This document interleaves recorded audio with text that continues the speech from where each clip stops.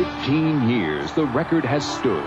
The longest jump ever, made by Bob Beamon. This man, Carl Lewis, dreams of breaking that record.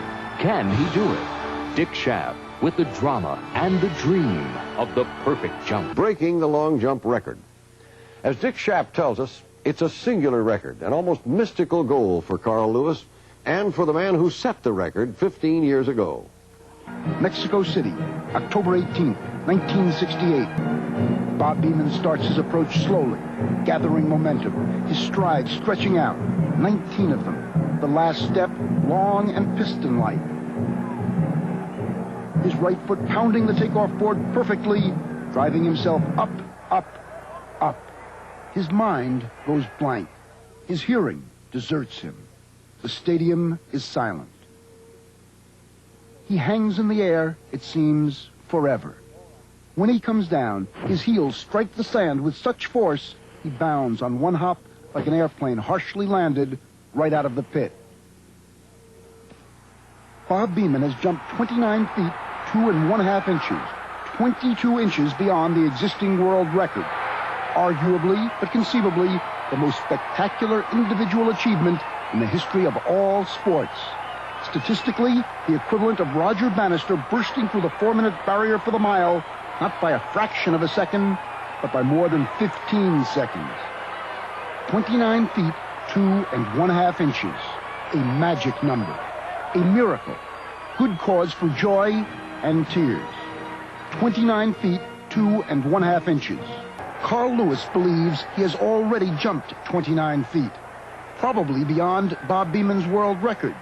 Possibly beyond 30 feet.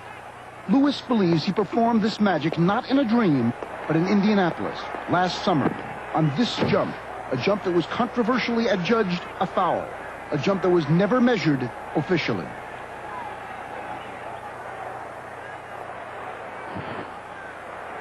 Did Lewis jump more than 29 feet, 2 1/2 inches?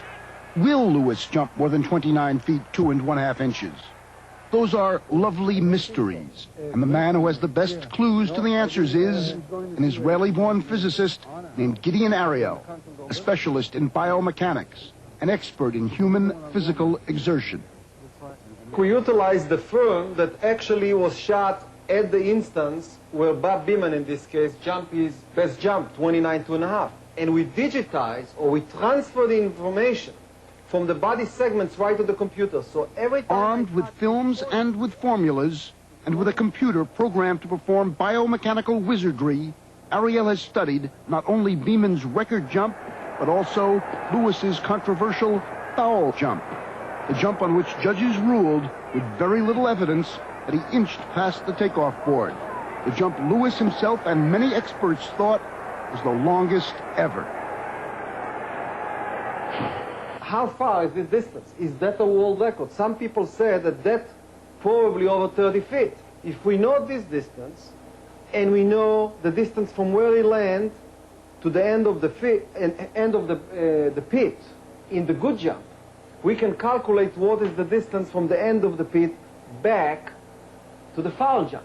If I give it an upper limit, it was 28.11, which is the second best jump of all time. And Ariel has explored all the major track and field records and concludes that Beamon's is the closest to man's potential, theoretically within 3 or 4 inches of the absolute limit, the point where physical damage is inevitable, the point that Carl Lewis is aiming for. That's where his injury is very close. I think if he will produce a jump that will go close to 30 feet, he might tear up his ligament, or tear up his bone, or tear up his some tissue. I hope he's wrong. For one reason, because I feel that an athlete right now, with the right type of technical training and obviously the right technique, can jump well over 30 feet. Well, sometimes we like to be wrong, but... If Ariel is wrong, if Lewis is right, Bob Beamon's record could fall any day.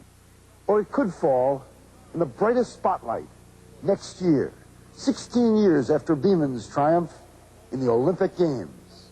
29 feet, 2 1/2 inches. Bob Beamon produced it. And Carl Lewis can taste it.